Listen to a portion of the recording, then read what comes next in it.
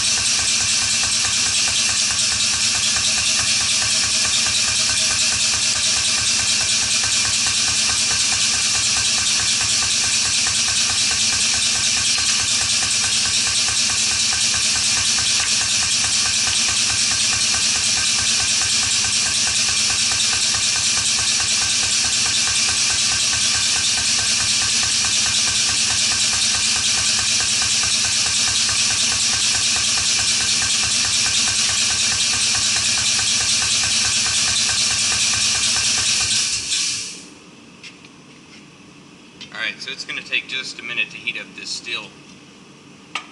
So the next stage of this, these are just some chunks of 4140. This one's welded. It's for a different die, but it's going to work fine, I hope.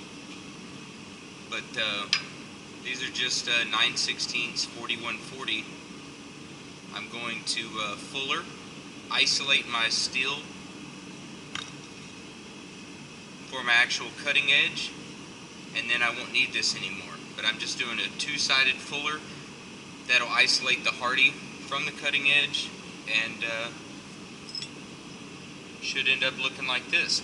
Now this one was done with a striker, so there was a hardie tool fuller and a fuller with a wooden handle, and you know, a big burly guy with a big burly sledgehammer. So this we're just trying a whole new method, and it's kind of fun for me also because I've never done it like this.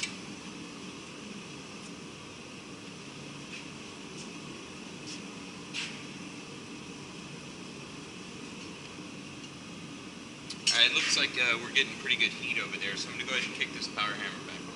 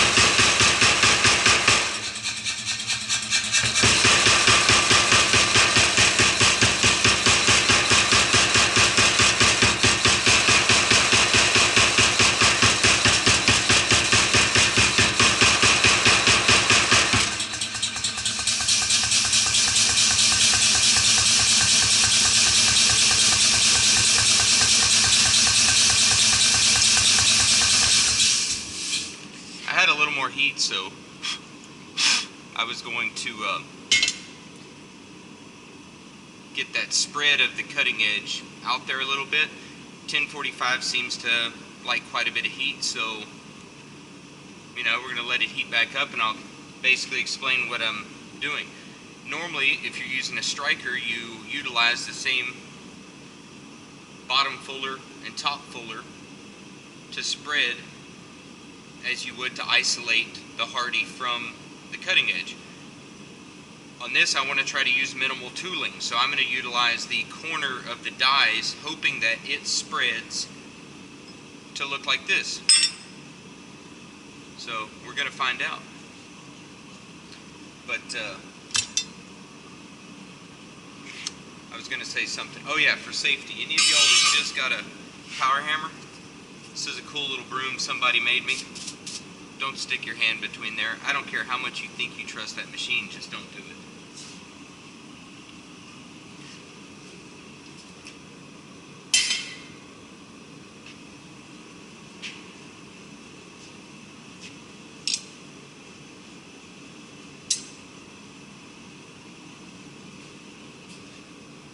Alright, we're starting to come up to a yellow heat, so I'm going to kick this bad boy back on.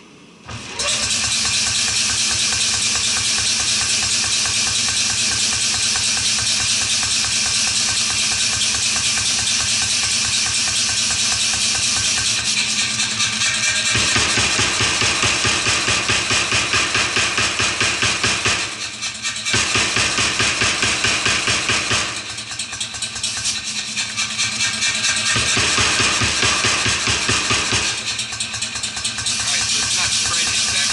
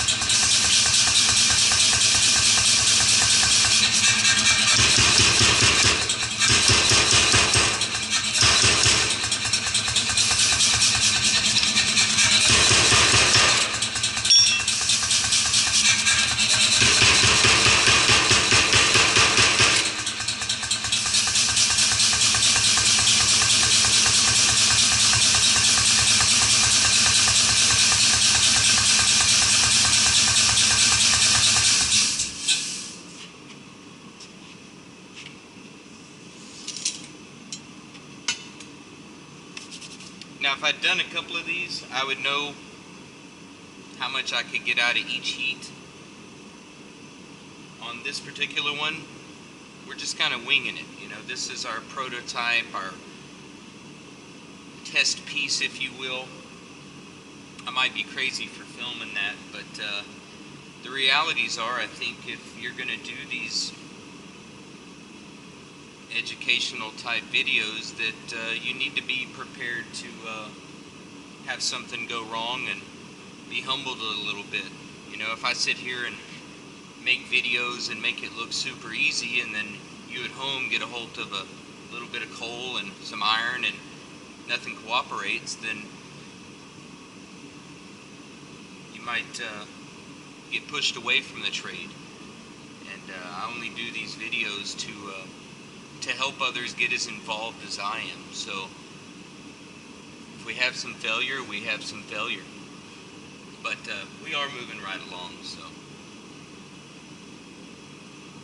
if you repeat the same failure, that's where you're losing your mind.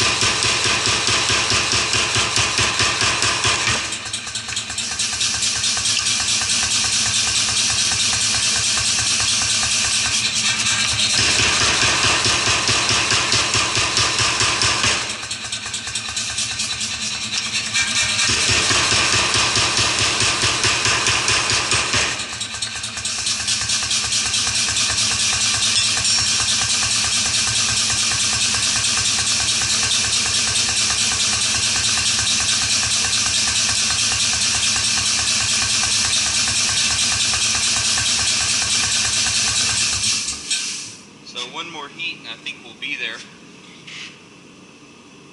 We're going to do the same process. I did the flatter there at the end because I just kind of wanted to see how close I was getting to where I want to be. This little tool, I don't know what to call it. I just kind of made it one day out of a chunk of hydraulic, but you see it's very radiused. Hydraulic cylinder, not hydraulic. But anyways, it's nice because it's a fuller, but I can use it at any angle, because when the die hits it, it doesn't really care where it's at. I can also use it as a very small flatter, this direction. But let's check on this still and we'll move right along.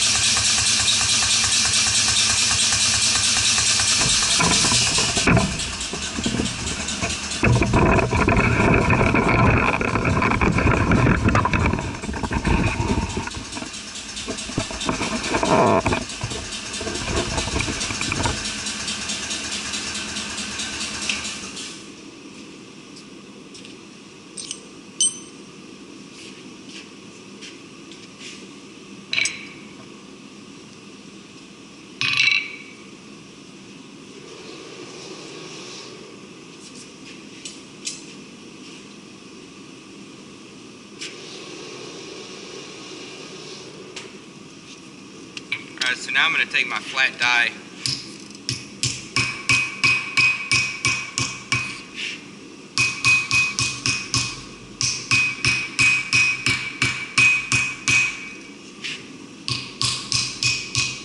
all we're doing here is just truing up.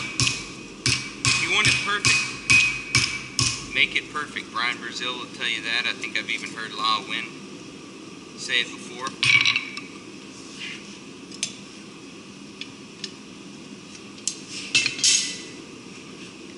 Get rid of some of these edges. I did this a little bit with the flatter on the power hammer, but never hurts. Now, the goal of all this was to make a duplicate of what I had.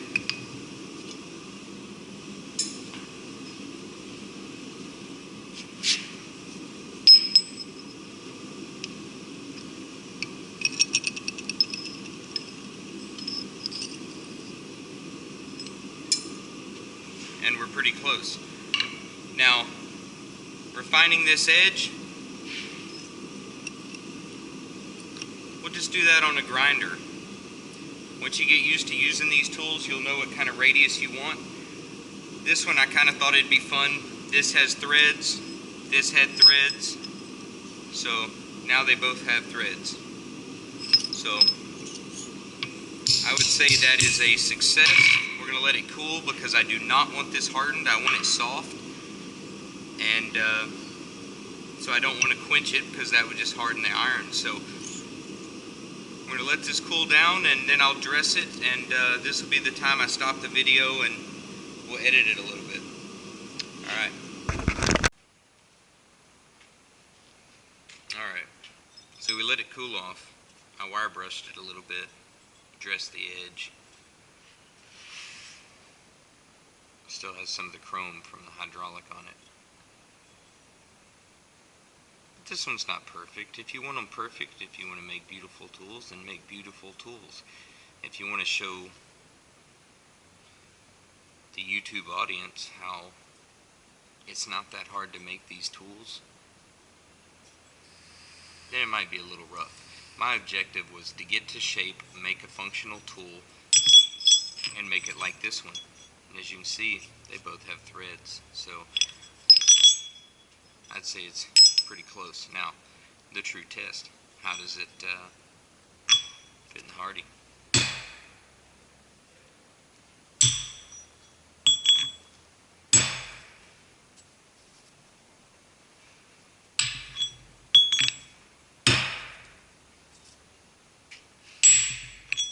So,